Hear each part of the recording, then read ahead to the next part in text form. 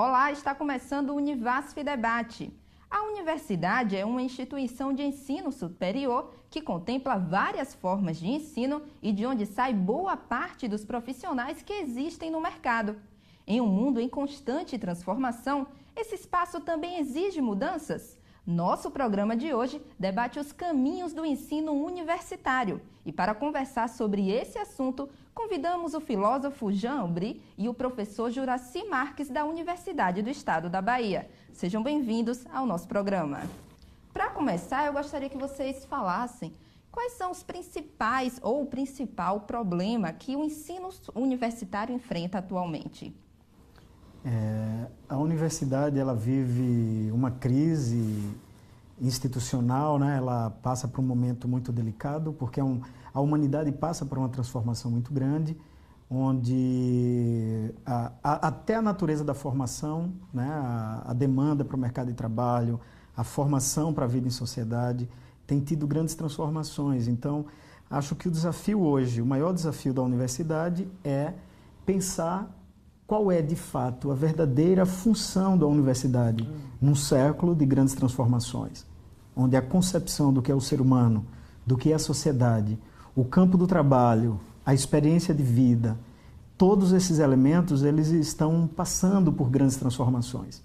E talvez uma sociedade de um século tão dinâmico, mobilizado pelas relações nas redes virtuais, pelo desenvolvimento de tecnologias tão extraordinárias, pela mudança nas formas de relações humanas, ela é uma universidade tipificada como uma universidade do século XXI, mas que tem uma estrutura que vem do século XIX, e esse encontro com uma estrutura do século XIX e uma mente, um pensamento, um espírito humano já conectado a uma sociedade com tantas transformações, tem causado muitas tensões, e talvez esse seja o maior desafio da universidade hoje, pensar a formação humana num século de grandes transformações.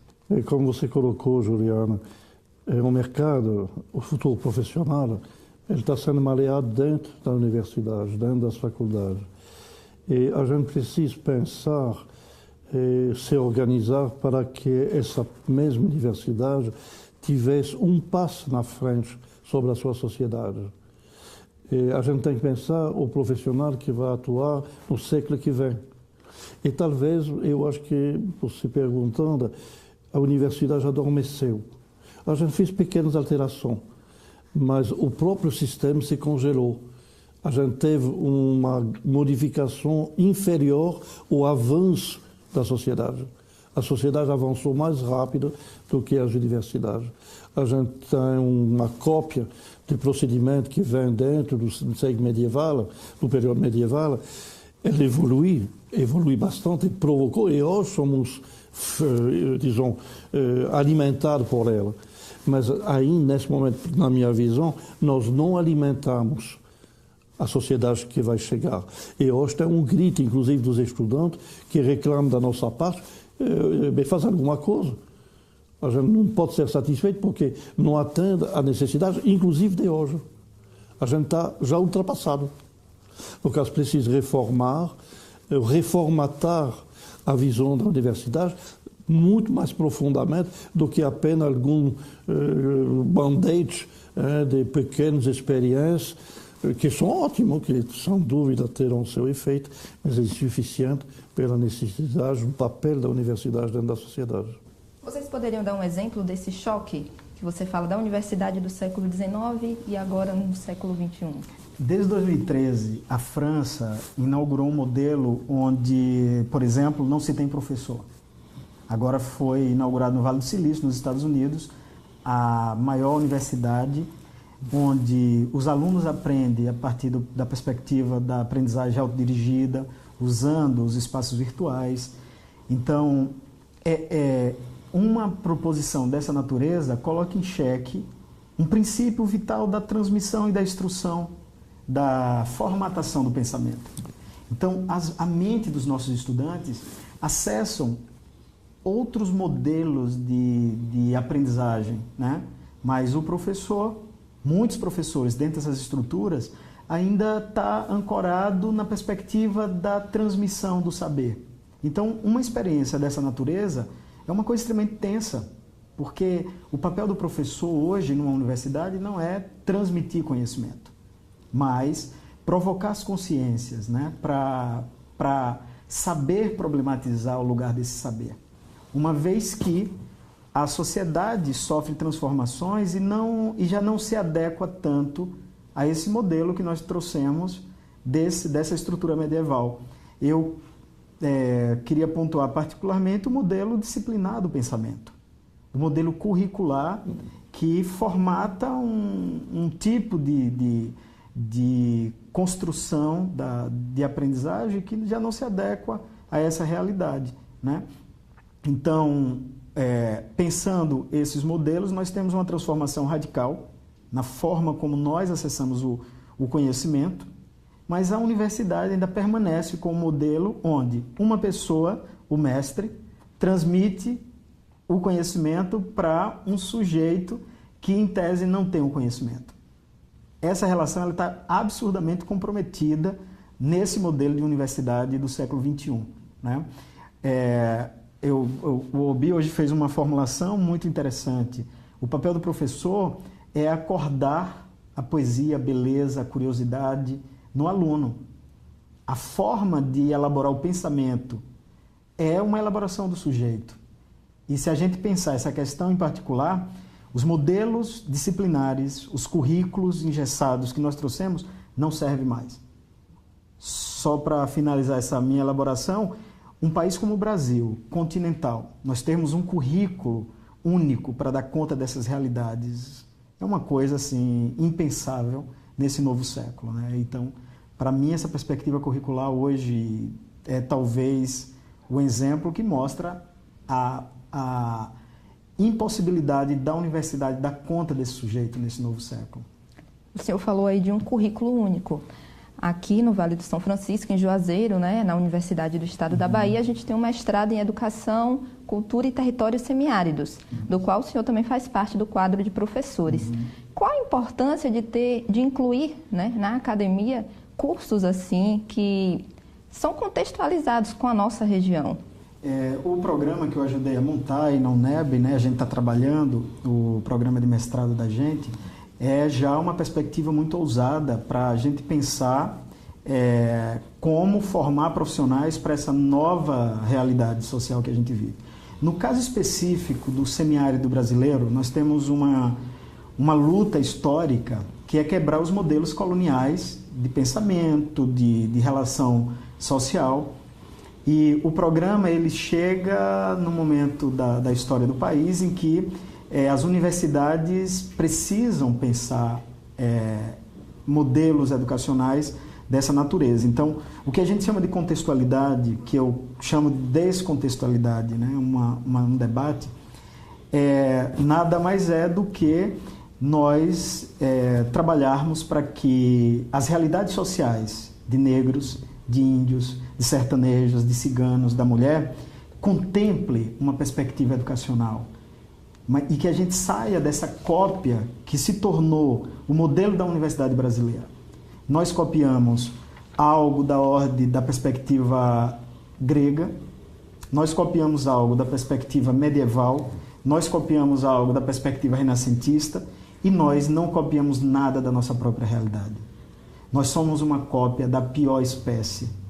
Agora, com uma força muito grande de uma cópia mal feita de uma perspectiva norte-americana. Então, o programa é uma questão radical a essa educação que vem de modelos copiados, que são modelos colonialistas, modelos que excluíram a nossa história, a nossa identidade. O senhor também concorda com esse pensamento? Completamente. Eu diria, o xerox de uma obra de arte de Rembrandt vale só o preço da xerox.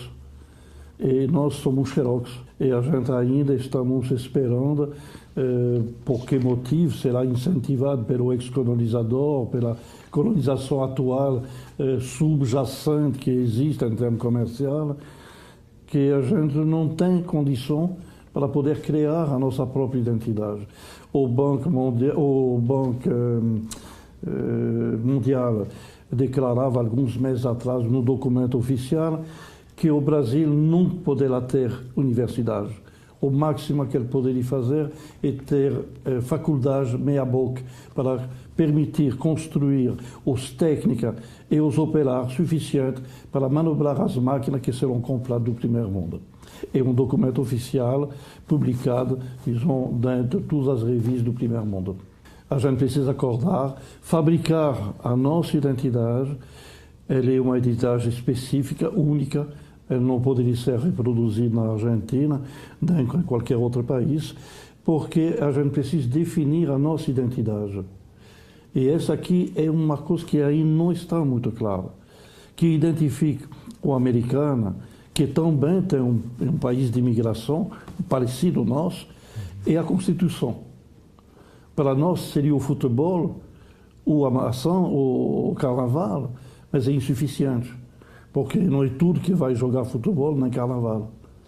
No caso, a gente precisa descobrir alguma coisa que faça que nós temos um denominador comum e, a partir desse denominador comum, criar uma instituição que responda a esse denominador, atendendo todas as facetas da nossa população, e não um serviço que seja mascarado, que seja descancarado de uma instituição externa que quer, atender às suas necessidades. Por exemplo, eu vou lhe dar uma coisa que é difícil de engolir, mas universidade significa, dentro da sua potencialidade, a criação de cérebro, quer dizer, cientistas, que vão criar trademark, brevetes, invenção e prêmio Nobel. Como é a nossa situação brasileira em termos de brevetes, de trademark, de invenção e de prêmio Nobel?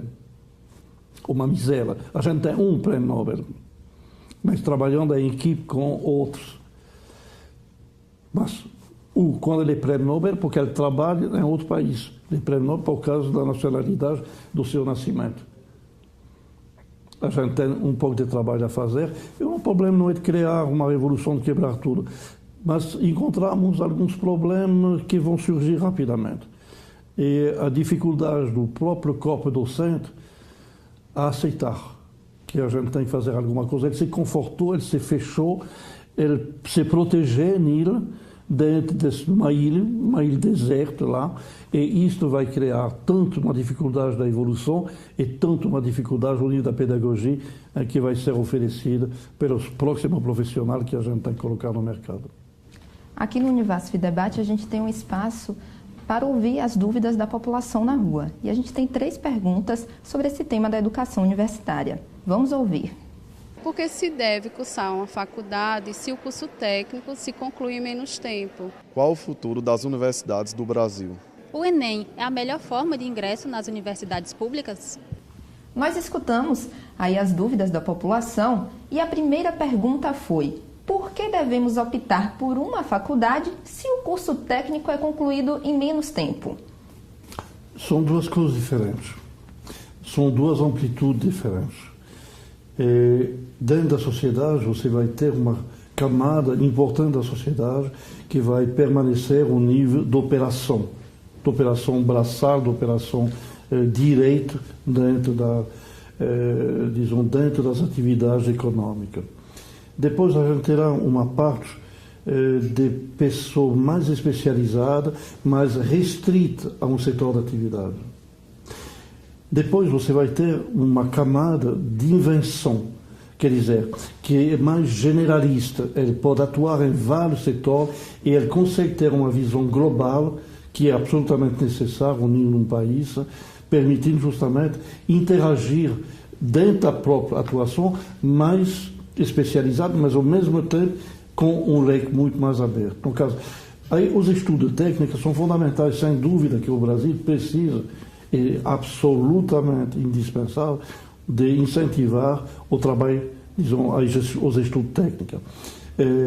Muitas vezes acontece, particularmente na África, um desequilíbrio forte entre os estudantes que vão frequentar a faculdade e quase nenhum que vão frequentar as escolas técnicas. No caso, o canteiro de obra está parado. Você tem muito diplomado de engenharia, de arquitetura, mas não tem ninguém para construir. Eles são obrigados a importar pessoas do exterior para poder suprir essa carência. No Brasil, nosso sistema de estudo técnica já foi trabalhado de alguns anos, desde o período da Anísio Teixeira, já começava a se criar uma dinâmica. Funciona bem ou não funciona bem, mas de qualquer maneira é menos complexo que o processo universitário. Só que um é complementar do outro. Não podemos dizer que tem um que é bom, ele é mais rápido, claro que é mais rápido, porque ele é mais conciso, ele é mais restrito. Agora, vai ter que haver pessoas que têm uma visão mais ampla, talvez uma ambição maior também, que vão cursar dentro da faculdade uma tendência a abranger vários departamentos, não é ainda dentro da universidade, mas dentro da faculdade, ter uma visão quase multidisciplinar. Ele vai ter que pensar o processo com função diferente de observação. E o técnica não, ele tem um sistema, ele vai ficar, se profissionaliza, fica muito bom, ele será um excelente técnico. Então, aqui na Europa, particularmente nos Estados Unidos, um bom técnico ganha mais do que um profissional que sai da faculdade. O salário do técnico superou hoje o salário de um profissional universitário. Eu me permitiria pensar, se você pega, por exemplo, Esparta formava tecnicamente para a guerra, tinha uma função muito direcional. Atenas formava para a polis, para a vida em sociedade. A vida em sociedade não é uma vida do trabalho em si. Tem um livro muito conhecido no mundo que é Eros e Civilização, de um pensador chamado Herbert Marcuse, e ele dizia que o principal mecanismo da alienação é o trabalho. O que quer dizer isso?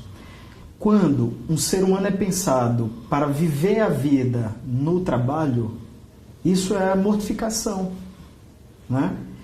Nós não queremos dizer que o trabalho não seja importante. É importante, mas a vida não é só trabalho. A vida tem poesia, a vida tem rios, tem árvores, a vida tem uma experiência do ócio pessoal. As pessoas precisam experimentar sua existência além do trabalho.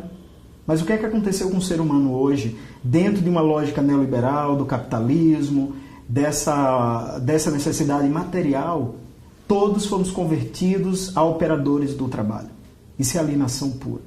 Então, acho que é uma tensão no que nós chamamos de formação técnica e formação universal, né?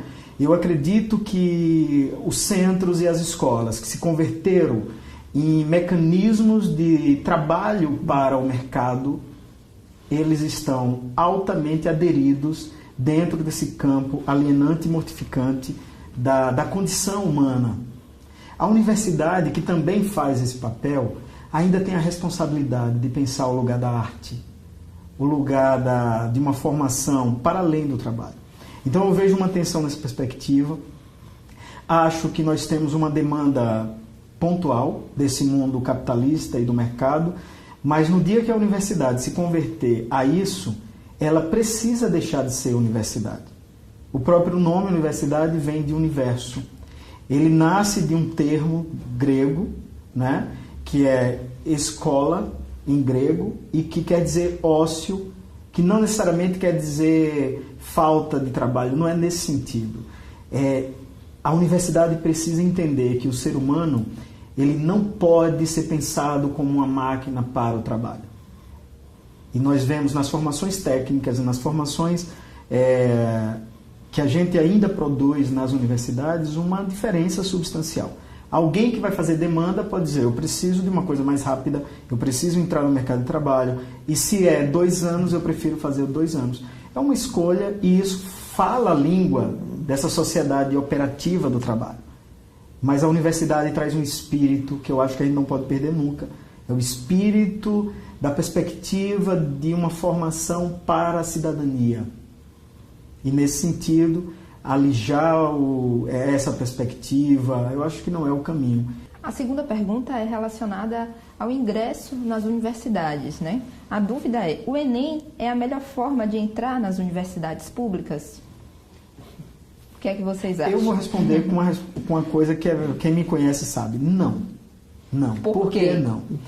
Primeira coisa, a educação é um direito humano assegurado na Constituição.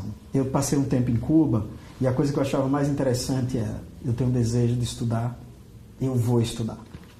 Ao longo da história, a universidade ela se organiza como um local de exclusão. Ela não foi um lugar feito para as pessoas pobres, para as pessoas simples. É um espaço formatado para as elites. E, por muito tempo, se pensou assim. O vestibular, que é um instrumento de controle usado pelas elites no Brasil durante muito tempo, é uma coisa extremamente monstruosa e violenta.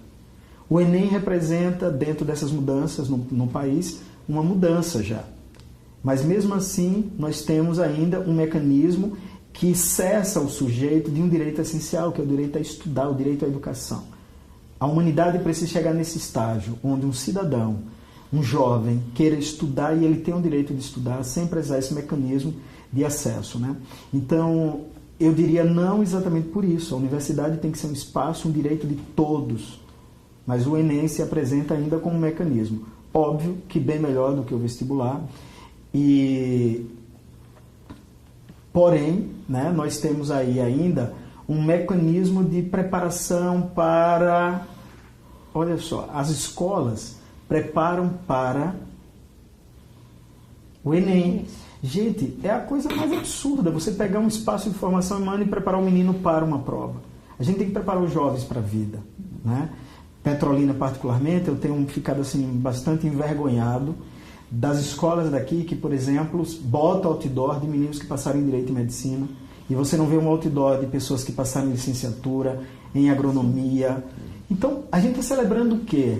Né? O que é que nós estamos celebrando? O que é que representa essa figura do Enem para essas escolas que tem pegado um ser humano que está em uma fase muito importante da vida e formatado ele para esse instrumento?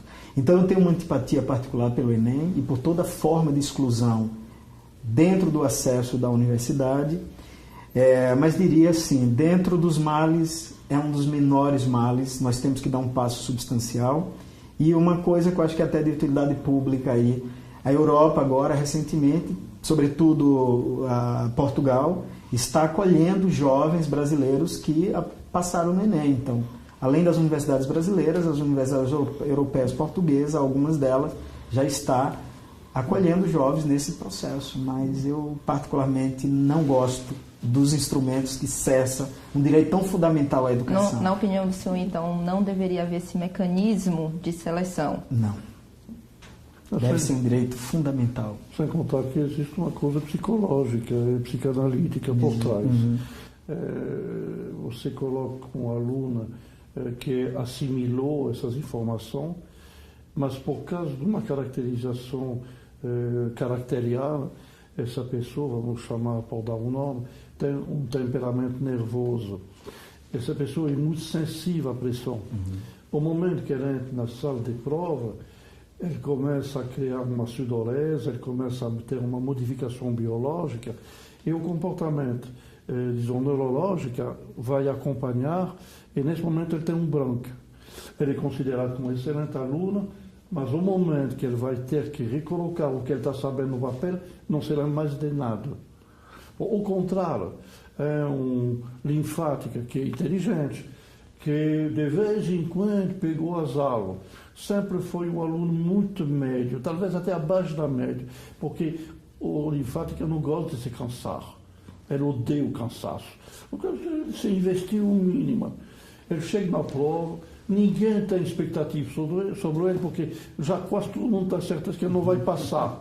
O pouquíssimo que ele recuperou, que ele armazenou, ele coloca, é suficiente para ele passar. Quanto o bom aluno, que por causa de uma crise de estresse aguda, será incapaz, por causa existe um desequilíbrio fenomenal e uma injustiça total, porque mesmo o bom aluno, na verdade, nesse momento não é capaz de demonstrar. Não quer dizer que seja sempre dessa maneira, mas muitas vezes, particularmente na Europa, nos Estados Unidos, esse processo acontece com grande frequência. No caso, a injustiça é sobre vários. O que colocar no lugar, o como fazer, a nós de inventar, de propor, de colocar. O que nós fazemos no nível da psicossomática é de permitir às pessoas, desenvolver esse critério de informação, de conhecimento que possuem, essa sabedoria em andamento, essa sabedoria que vai se crescendo, muito mais do que um estado de papagaio. Porque na maior parte do tempo os alunos vão nas aulas para poder receber uma informação, ele determina que eles vão guardar essa informação até o dia da prova. Porque passou a prova, o que ele quer nesse momento é se libertar de tudo. No caso, mais uma vez, mais um outro elemento, que o sistema de prova é um sistema muito arcaico, muito, vamos dizer, traumatizante. A gente deve encontrar um procedimento para poder motivar. Agora, eu tenho uma cobrança para esses alunos. Talvez você não passe de prova, mas você vai ter que se apaixonar pela coisa que você vai fazer. Porque se você não tem paixão, rua, volta lá.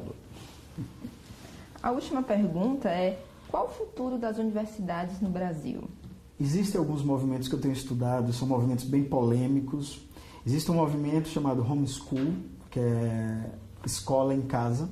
É inspirado em modelos que surgiram nos Estados Unidos, de pais que não acreditaram mais no processo formativo da escola. Existe um escritor, Ivan Illich, escreveu na década de 60 um livro chamado Sociedade Sem Escola. E gradativamente nós vamos vendo as sociedades modernas organizando modelos de universidade usando as plataformas virtuais, né? Nós temos hoje universidades na Índia com mais de 150 milhões de alunos. Né? Nós temos modelos educativos que quebram essa lógica. A própria Universidade Sem Professor, que foi fundada agora no Vale do Silício, nos Estados Unidos, traz uma questão para essa configuração da universidade hoje, né?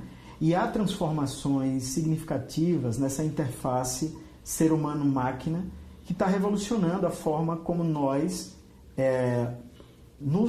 lidamos com a questão do conhecimento, né? Então, existe professores que, quando se deparam com a questão qual é o futuro da escola, é uma escola sem futuro na maioria das vezes, né? A universidade do futuro, na minha perspectiva, ela é uma universidade que ela precisa se descolar da cópia grega, da cópia medieval, da cópia renascentista, desse modelo colonialista, e nós precisamos transformar, né? Nós precisamos de uma universidade onde algumas línguas que foram excluídas, ela apareça, tem que ter outras palavras, outra pele, outro cheiro, né? E aí uma série de intelectuais do mundo inteiro, particularmente Boaventura, tem defendido a universidade popular. Uma universidade que trabalha com os movimentos sociais. Uma universidade que trabalha com os grupos tradicionais do Brasil, como ciganos, negros, índios, pescadores, mulheres. Então, eu acho que a universidade do futuro é uma universidade que vai negar essa herança colonial que nós tivemos até agora e que vai estar acolhendo as lutas. Uma universidade plural. Exatamente. E é o meu sonho, né? De que pobres, negros, índios, gays possam ter espaço, porque não tem nada mais bonito, e esse era o sonho da universidade. Universidade vem da palavra universo. O universo não tem apenas estrelas, não tem apenas um planeta. O universo tem uma polissemia de significados, né? E é tão bonito uma universidade onde tenha peles diferentes, cheiros diferentes. As monoculturas são nefastas, e a mais nefasta é a monocultura do pensamento. Ela precisa ser um lugar diverso e plural. Eu acho que dificilmente as universidades vão desaparecer, mas que vai se transformar, não tem dúvida. E a gente precisa trabalhar para isso. As ideias, elas precisam surgir. O filósofo, particularmente no Brasil, não é muito considerado, e essa é uma falha, é uma dificuldade. O filósofo não faz muita coisa, mas ele obriga as outras pessoas a pensar, a procurar, a se questionar. Filosofar é o nível do discurso. Filó quer dizer falar. Tá? É um período do namoro, um período que a gente se ajeita dentro do casal. Depois da atração eros, a gente passa pelo período filó, para poder chegar ao amor, que a gente chamaria HP depois, que é uma forma muito desejada e pouco encontrada. Mas essa parte filó, eu acho que a gente perdeu um pouquinho o fio, a gente deixou. O nosso sistema de reflexão é muito ligado ao que a pessoa quer para ela. A gente virou, por causa do discurso, muito egocêntrica. E a gente falava isso aqui há poucos anos atrás, que um dos problemas da universidade é a doença do ego. A gente cria um currículo que acrescente o tamanho do ego e, nesse momento, você não pensa mais nos outros, você não se preocupa mais nos outros. Eu não diria exatamente com a mesma palavra, eu acho que qualquer ser humano, e não apenas seres humanos, eu acho que até o que vive, o que palpita, ele tem seu lugar dentro dessa universidade. Ele é um microcosmo desse equilíbrio que a gente tem que encontrar. Não apenas porque são minoria ou que são a maioria, apenas ele faz parte do cenário. Nosso programa vai ficando por aqui e eu deixo espaço para as considerações finais de vocês. Eu queria dizer assim, que para todos os meus colegas que estão fazendo a universidade, que a gente vive um momento crucial da humanidade, né? Eu falo de uma urgência humana, né? Nós estamos vivendo um cenário internacional, é um cenário extremamente preocupante. Nações que se prepararam para a guerra, né? E o Krishnamurti diz o seguinte, que um ser humano que aprendeu a dividir um átomo, mas não aprendeu a amar, ele não é um ser humano, ele é um monstro. E nós vivemos a era em que a beleza da vida, da existência está sob ameaça. A humanidade construiu a possibilidade da autodestruição. E isso é extremamente grave e nos responsabiliza, porque as universidades podem ser um lugar dessa transformação. Então eu diria a todo mundo que passa pela universidade, que sonha com esse espaço, que ele seja um lugar da grande transformação da humanidade. E que esse momento presente é um momento urgente para que, além de celebrar a inteligência, nós celebremos o amor e a bondade, como dizia o velho Chaplin, né? E eu espero que cada um possa, no seu cantinho, ser um instrumento de amor, de esperança nessa transformação que a humanidade necessita. A universidade é, sem dúvida, alguma coisa muito especial. Ele tem o seu papel dentro da sociedade. Eu não posso discordar do que você acaba de dizer, porque eu partilho a 100%. E eu precisaria só complementar. Essa palavra amor, muitas vezes, pode ser mal entendida. O amor é uma palavra que dá muita oportunidade. Do amor eros, o amor HP, você tem numerosas facetas. Mas tem um denominador verbal que reúne todo esse tipo de amor. E a atenção. Quando uma pessoa está triste porque seu casamento não está funcionando bem, o que ele vai perguntar por seu parceiro? Não é você me ama, você me ama, não. Mas você não me dá atenção.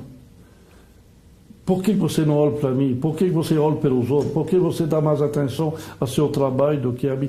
Você vai ver que o amor poderia ser simplificado, porque o amor a gente não sabe como corrigir. Não sabe se é lambida, se é declaração poética. Mas se a gente simplifica em termos científicos, dá atenção à natureza, dá atenção à vida, proteger, saber se adequacionar sem destruir ou destruir o mínimo possível. Esse é o processo justamente do amor do outro, do amor pelo outro. Eu acho que é o lugar ideal da universidade, é o que a gente está sonhando poder construir junto, com a sociedade, com as pessoas. Muito obrigada, João Brito, professor Juraci, e obrigada também a você que nos acompanhou em mais uma edição do Univasf Debate. Se você quiser sugerir algum tema para ser discutido aqui no nosso estúdio, é só enviar um e-mail com a sugestão para contato.rtvcatinga@univasf.edu.br. Um grande abraço e até o próximo programa.